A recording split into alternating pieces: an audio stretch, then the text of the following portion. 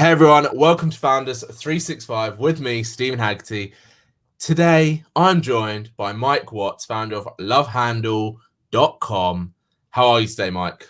I'm doing great, Steven. Doing really great. Good man. All joining me all the way from Houston in Texas. That's right. That's a long pony ride from London. I feel sorry for that pony. This week seems to be like the American week because yesterday I had someone that was in Vegas. Today I've got you. So I love that. I love the fact that we can talk and connect so easily. Yeah, it was an amazing world we get to live in. It is. Technology, right? Who would have thought it? I remember the dial-up days when you had to scream at someone to get off the phone if you wanted to use the internet. But Mike, listen, let's jump straight into this. And I would just love to know, what is LoveHandle? I'm sure a lot of people are assuming what it is, but let's just kill the myths right now, and you can tell us what LoveHandles are. Yeah. So no batteries required here. So we, the LoveHandle, it's the name it's just a shameless marketing ploy, honestly, just to get people's attention in this crowded, busy world, and just so people know what it is. It's just like this. It's a low-profile smartphone grip that sticks on the back of your phone.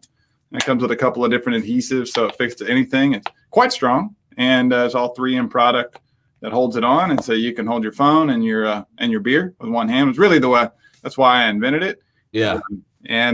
So we brought this to market about 6 years ago now, and we've been at it for a while. We do all our manufacturing in the U.S., and so it makes us unique in that way. All of our components come from American companies only, and so it's a very high quality item and customizable, and I kind of change your life and allow you to hold your phone with one finger. So you mentioned that you invented this. What was going through your head when this idea came to you? And at what point did you think, okay, this is a validated idea, I'm going to make this a thing? Yeah, so that's kind of a misstatement there. I always say that it's one of my best friends, John Murphy, invented it, and he's part of the company here. And he's a tinkerer, and he's constantly inventing things. And this is actually my third startup. So he knew that I knew how to take a product to market. I've taken products into mass merchant time and time again. But when we saw this one, we were on the hunt actually for something that was going to be relevant. Something that's like going to stick around, like in 5 or 6 years is still going to be here. We figured, the smartphone is definitely that. And so we took it to market and spent the money on intellectual property protection and fought the battles that needed fought early on and built a brand. And so now we're 30 employees and growing quickly. So it is amazing that you can build such a large company, with your turnover, your employees, based on something that we just hold in our hand. Yeah, it's the scale of it is amazing, really, because people come to me all the time with inventions. Somebody showed up with 3 yesterday, and they want me to license it and take it to market because inventions are a lot easier to come up with than actually doing the work to start a company, build a brand. So you have to be very selective. But when you're looking at you start talking about size of market and how big the market is that you're going after, going after the smartphone, like an accessory to a smartphone. And the fact that there's more smartphones out there than there are humans on the planet. That's crazy. And now you've got, some multiple of all humanity. And if they swap them out, twice a year, now you got 2+X of humanity. And that's just the phones. Now we have larger ones for laptops, for tablets and things like that. And so it creates this massive market size, something that's completely relevant and does not limited by the models. It's not like I'm making a phone case that has to fit the next iPhone, right? It's just a universal aftermarket product. And that's kind of the way I've made all of my businesses. They've all been aftermarket products. And also the fact that, like you said, with the phone cases, you can have dead stock very quickly with a phone case, especially the way Apple do, new phones every 6 months or whatever their system is. So let's go back to the beginning when, your friend came to you with this idea, came to you with this invention. How did you go from, you guys just chatting about it to where you are now, 30 employees? What is it, 4 million in revenue last year? 4 million last year. 4 million in revenue last year. In what time space? That we've been in business 6 years. total. 6 years, which is outstanding, really. And especially in terms of having a, not a high ticket product, what are they, $10 on your website in terms of one-off products? $2 retail. We sell a ton of them at, $2 with company logos by the thousands. So how did you get from that conversation with John to just having this, I'm going to call it an empire because it is, having this empire from just love handles on your phone? Well, it was like a one step at a time type of thing. When we first started, we were literally building them with, honestly, the first thing I did is, because my previous startups, I just sourced my products in China, like everybody else, ship it to my Chinese factory and send them the drawings and a sample. And then all of a sudden magically appears this container full of product, and it's quite easy. That's pretty much what, 8 out of 10, 9 out of 10 e-commerce sites do, let's face it. Yeah. I mean, that's the norm, right? And that's been, everybody's gotten used to getting products at, near the cost of materials because of the way that it's structured over there. So that's what I did the first time. And just like it had happened to me in previous businesses, I got burned really bad. And we ended up, they cut corners on the adhesion, the glue that holds the whole thing together. And so we got delivered about $500,000 worth of product because I was so overconfident that this thing was going to go. And we needed a ton of product to start our TV commercials, which is what we were doing at the beginning. And I had to throw it all in the dump. I had to literally put $500,000 worth of product in the dump. And it's not like your, major merchant that you can walk back with your receipt and say, hey, I need a refund on this. China doesn't work that way. And so that was the day we resolved to make it here. And the great thing is that John is one of the smartest guys I've ever met. Is a tinkerer deluxe, an Albert Einstein of our day. And he literally built the equipment, said, I can do that. He built the machines that we now use to automate our manufacturing. Amazing. And we can produce up to 50,000 units a day with homemade equipment that, it just oozes entrepreneur spirit. Yeah. And I always call our manufacturing facility like his museum that he has up there, because he has so many machines that he's built to build a product and slice and dice it, attach it to cards and package it and all that stuff. So throwing away $500,000 worth of stock is not a great day for anyone, let's face it. How did you overcome that just mentally in terms of the decision where, that's nobody's fault really, apart from the manufacturers. And like you said, you can't return it. So how did you overcome that from throwing that in the bin and then that conversation with John where he's going, let's build this in-house. Let's really go to market with a USA made product? Well, it's a great example of what it takes to be successful as an entrepreneur. People talk to me about entrepreneurship all the time, and I tell them that it's really more of a mindset than it is anything else, and a willingness to just keep persevering through any obstacle that you come into contact with, whether it's $500,000 or 50 cents. It's, they're all obstacles. And that one was harder because, obviously it was a huge financial hit. It took essentially all of our liquid cash that we had to start the company with, that we had put in with. And so it put us in a tough spot there. But we just one step at a time, we started making the product better. We started getting very specific about, how to test it, how to build it, how to really make it the best it could be. And then we decided that we would just do it in-house. And what we figured out, more importantly, if you've ever read the Blue Ocean Strategy book, it talks about, the fact that you don't want to compete in that red ocean, right? You want to find some unique proposition. And so for us to be able to do small batch, high quality, something that's a relevant promo product at a great price, it's American made. And then we added a custom card to it. So for marketers, they want to build a brand, we'll basically like a small mini brochure plus a promo product together, all for under $3 that they can give out at a trade show, or they drop in the post and it'll mail. That became our unique proposition. It wasn't just a phone grip. It was a tool that marketers could use to elevate their brand and to tell their story. Yeah. And so that really helped us we kind of stayed in that promo space for quite a while. And then just now over the last 6 months, we're finally making a move back into retail. We just got into Walmart, CVS, Whole Foods, and Academy Sports, a bunch of chains, around 40,000 total locations that we're in. Amazing. That's incredible. Really curious to know in terms of, other than the fact that it has that story about being made in the US, what other factors does that bring to the table? The fact that you are doing everything at home at your own factories and bringing it all together. Well, I always akin the manufacturing in China to throwing the old lawn darts. You know, you got to rear back on this huge guess on where you're going to land and throw it, and it doesn't come down for quite a while, and then all of a sudden you get it, and you're not sure if you've got the right stuff or not, and it has to be in large quantities. So that was one of the issues. You know, 3 months, 4 months, 5 months out, you're trying to guess, well, what's going to be the trend in late summer right now? You know, I'm thinking about those things. Well, we don't have to worry about that, right? We can say we have a line of, you know, quarantine collection that we're creating, right? You know, because we can stay on trend. Yeah. We can also do collaborations with influencers or whatever and create brand stuff for them. It's all about being able to do custom small batch that China really doesn't have an answer to.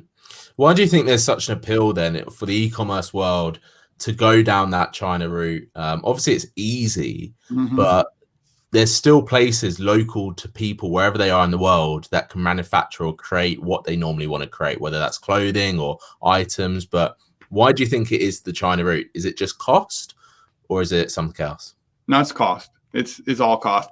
If you're in a commodity business and you're trying to compete with a domestic product versus one that's sourced in Asia, you're going to have a very difficult time because, you know, an apple's an apple, or, you know, face mask is a face mask for the most part, right? And so people are, you know, they're just constantly, you know, that's the consumer. As much as they say, hey, I want to be pro, you know, pro UK, pro America, whatever, and I want to buy local. They'll do that until they go to the checkout lane, in which case they'll drop that one and pick up two of the other ones because they can get twice as many. So exactly, it is just a numbers game, which is it's quite a sad fact, but it's one that is just the way of the world right now. Yep. Although I am interested to know, if you were still doing it from China, how much of an impact that would have had in the current time. But I suppose you're really lucky the fact that you've been able to effectively still carry on as usual as much as possible. Yeah, you know, we had a quarantine order. We closed for a while, but we've been able to reopen. Yeah, it's been a big difference because an unexpected benefit, really. I mean, I couldn't have foreseen this. And at least if you could, you would be a billionaire. Yeah, right. But, you know, for me, it's been great because, you know, yes, I think there's a resurgence and, you know, desire for more American products, but our factories are still open. I mean, I have some friends that have components that they've been waiting on to come out of China for 6 months now. Wow. They're not sure when it's going to come out because everything's locked down. The government's nationalized a lot of things, including the air freight carriers. And so they're not, some things can be exported, some can't. And it's, you know, your regular commodity item or your regular item that you're trying to sell may not make the priority list. You might not be able to get it out of the country, even if it's complete. You just can't find any route out. So for us, it's been a real strength to be able to just make stuff here and keep the supply chain full. Yeah. So let's talk about growth then. So from that initial concept to creating the product to building it in-house, how have you grown this business naturally over 6 years? Because I know we can come onto this more in detail later, but you obviously brought in a big name. But before that, how did you do that? And what are you doing now in terms of growing the business?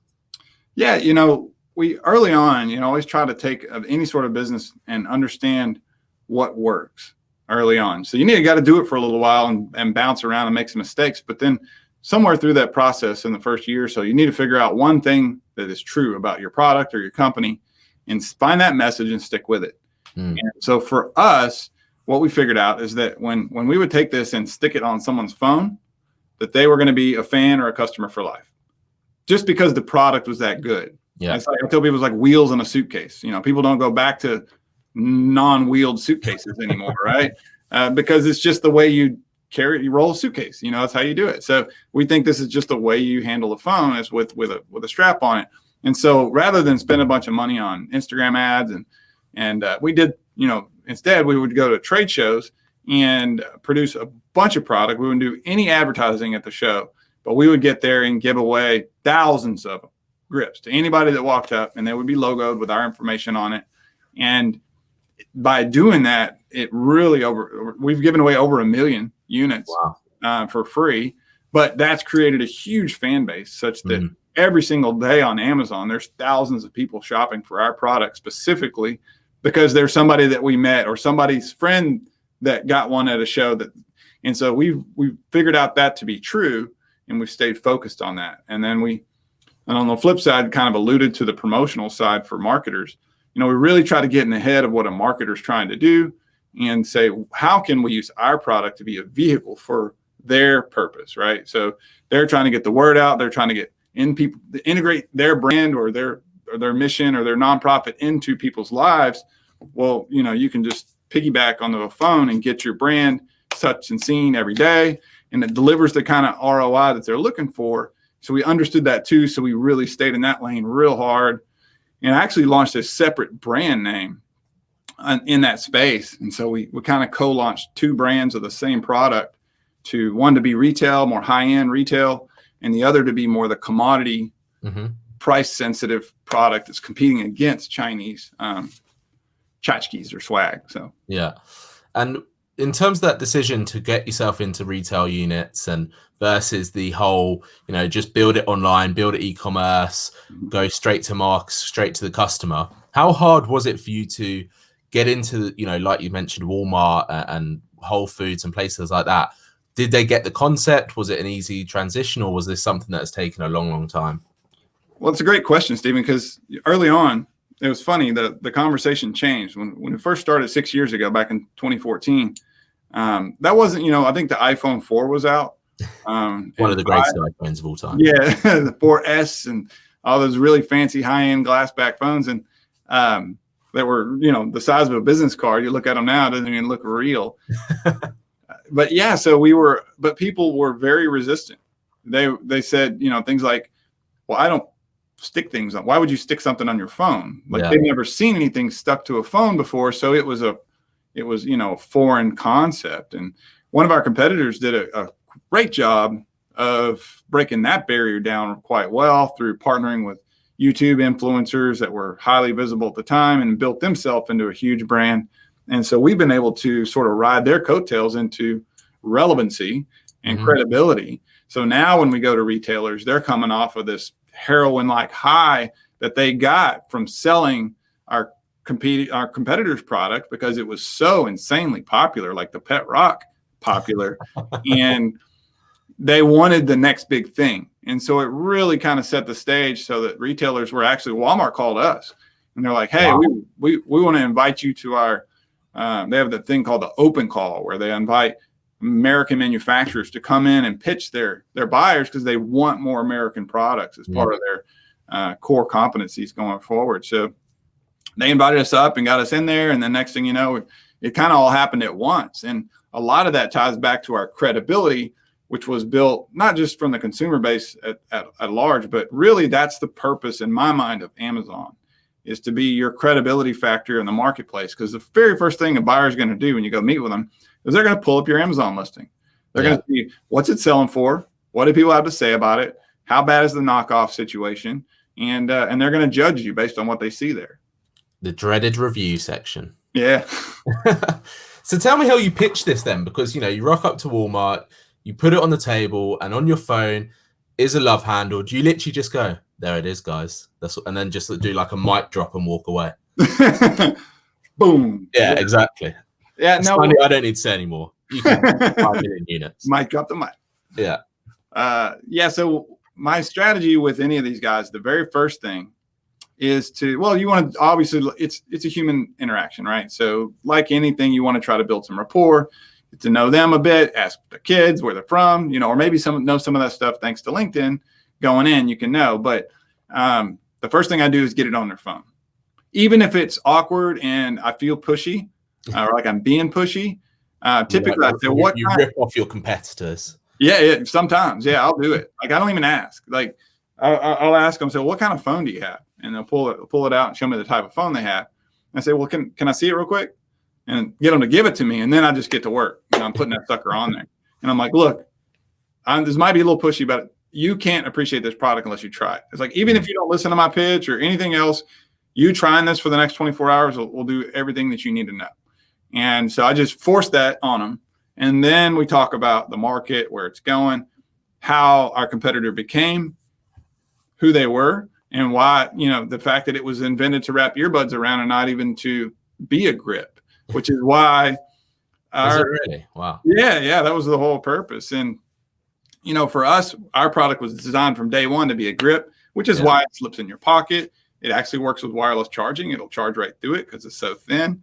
And it's a strap versus like nobody has a knob on their purse, right? They have a strap on their purse or, their suitcase or whatever. It's you got to kind of highlight these, the king without the clothes type of thing. Like say, look, this is the deal. This is the situation you're in. And it's been a fun ride, but this can't last.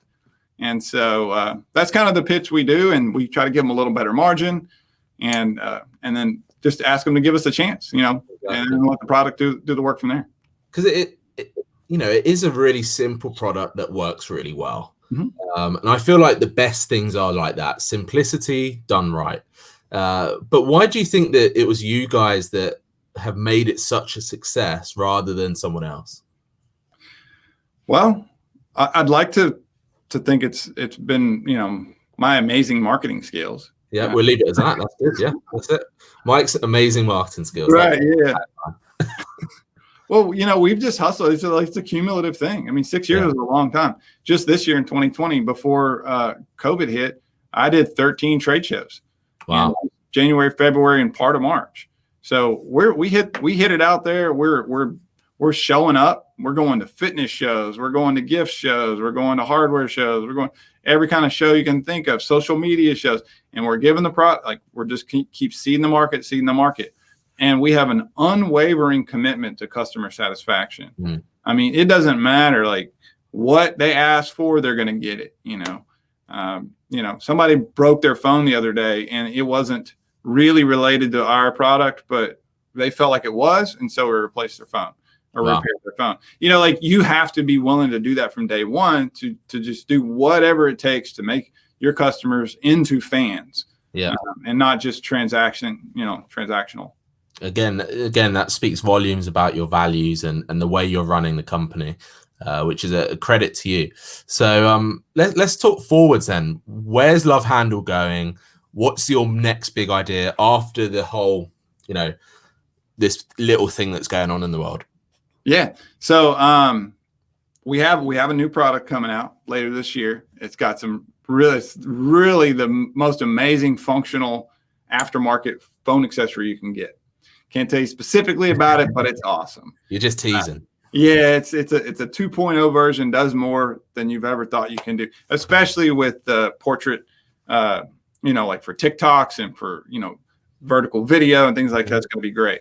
But then in the meantime, actually, this is going to be funny because I came up with this yesterday and I got in this discussion at home with my wife about the frustration with face masks, right? So we all wear face masks here in the office and everybody's chasing the face mask. Everybody wants to be the PPE supplier.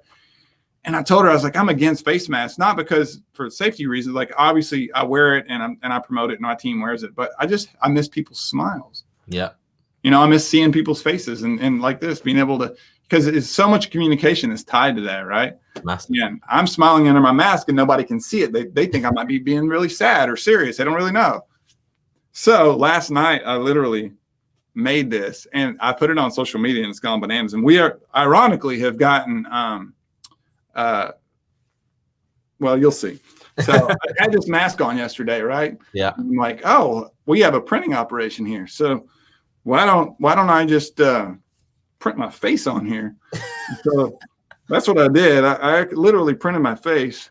Oh my God, I love that. And if you get it lined out, I'm doing everything back to the camera. Oh, perfect. But look at that. So now, hey, look at that. That is I'm smiling, baby. Honestly, if someone just tuned in, I would struggle to realize that's a mask.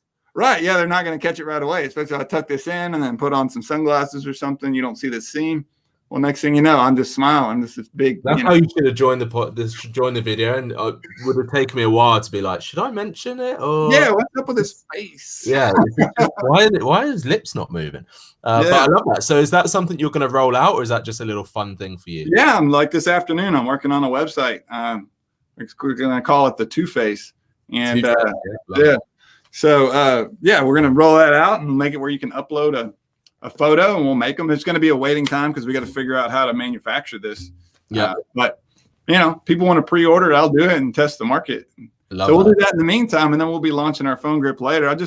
I'm just trying to constantly but if you notice, I'm not trying to be in the face mask business, right? Yeah. Everybody's chasing this. So what do they call those? It's like a snuff or something. Yeah. We just call it I don't know. Actually, I don't know. Neck warmer. Yeah. It's just like a dust cover. It's not an N95. It's like an N0, really not doing much. You should probably put it over something else, but, it's fun though. Exactly right. And that's, I think the fun factor is what people are probably craving right now. Right.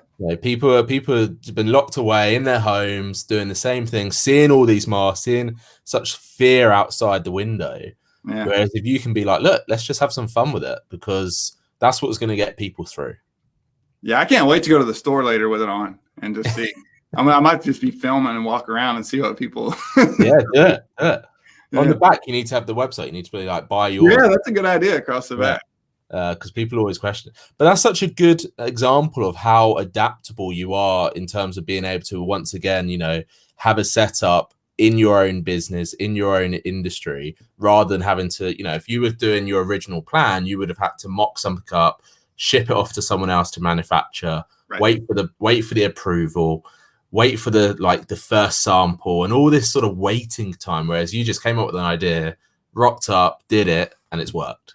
Yep. Yeah, it was 5 o'clock in the evening. Everybody was going home, and I said, well, what can I do? I was thinking about this conversation I was having with my wife, and I was like, you know what? I can just print my face, and then that everybody's happy. People can see my smile, and so I did it, and it's gone crazy. I mean, I've been amazed at how much my phone's blown up again. Everybody's sharing it, and even Daymond. We talk about him later, but he just sent me a DM saying we got to work on this. So amazing. Yeah. So let's talk about Daymond. Shark Tank is massive in the US. We have the equivalent called Dragon's Den here in the UK. Mm-hmm. But what made you bring on a shark? And tell me really brief, well, as briefly or as long as you want, really, but what the impact of that has brought on into your business. Yeah, it's been amazing. And, my original plan was that I was going to go on Shark Tank, and I was going to, pitch my product and do a deal. And I'd already had sort of my sharks ranked to which ones I wanted. And Daymond was near the top. And so we got turned down twice, 2 years in a row. We got turned down. And then I caught Daymond or his company ordering off my website. Because I was just in the weeds, man, and they're looking at who's ordering my product, and I see his company. So I start sending samples over there and custom print stuff for promote his book. And next thing you know, he reaches out to me and is like, hey man, I really appreciate your hustle. Everybody here loves your product. Let's explore this and see what we can work out. And I knew that somebody like that, with their I'm going to date myself, but the Rolodex that he's got going and his, call list would be, invaluable. Yeah. And we actually made a deal that was a non-cash deal. And because, I could get cash other places, but I couldn't get contacts other places. Yeah. And so I said, well, you got to earn your way in. So how about you double my sales in 2 years, and then you earn a piece of the company. If you can just grow the pie, then, hey, everybody's got more pie. I love pie. So it took him 6 months. He put us on the Good Morning America show, the Home Shopping Network here, several other, The View, and a bunch of ABC. That must have been quite refreshing for him though, because he's probably, so used to people saying, look, I want 100 grand, I want 500 grand, whatever the amount is for however percent. But you turned the table. You were like, look, no, I know my worth. You need to earn this. Yep, that's right. And he hit the trigger, and he's delivered everything we could ever dream. He's got an amazing team that's now we have access to, and he helps us with the retail. We've got, some of our displays we have in stores have his face on it, because big celebrity here now. So, he's really delivered a lot of value. And really more than that, it's gotten me into be a friend with him, like a genuine friend. And now I've got my ideal dream mentor that's a phone call away. That's, regular communication with me. It's a dream come true. And it would have never happened if I hadn't had the goal of, making a deal with a shark, and which one, but being able to sort of navigate it not going the way I thought it was going to go. But in the end, it turned out way better.